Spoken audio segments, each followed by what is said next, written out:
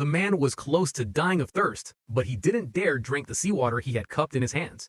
Even a single sip could drain all the moisture from his brain. The three of them sank into despair. With no food, no water, the suffering felt worse than death. At that moment, Jack suddenly shouted. His two friends immediately turned their heads, thinking he had found something, but it turned out Jack had only pulled a pencil from his pocket. With that pencil, he could draw a sea map from memory. Without wasting time, he began sketching on the life raft. First, he drew lines of latitude and longitude. Then, he marked the nearest islands with black circles. After that, he took out a navigation tool and used a wind speed of 3 knots to estimate their position. If they were lucky and moved southwest, they would soon reach a small island. For the first time in a long while, smiles returned to their faces. Even though they had found hope for survival, controlling the direction of the wind became a new challenge.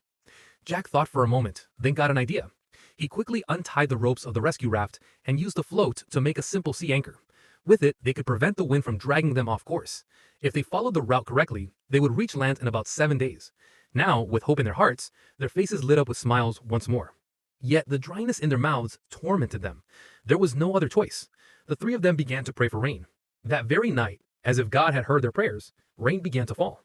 Overjoyed, they took out anything they could use to collect water. Not wanting to waste a single drop, they opened their mouths wide and drank their fill. For the first time in 5 days, they tasted fresh water. With the fresh water, they regained a little strength, but the problem of food still haunted them. Tom had been fishing for a week, but not a single fish took the bait. Frustrated, Tom pulled out a small knife and stabbed it hard into the water. Moments later, he realized he had hit something. Jack scolded him angrily, calling him foolish, but suddenly, something yanked the knife with incredible force. Tom quickly realized he hadn't struck the raft. The next moment, he lifted a shark out of the water.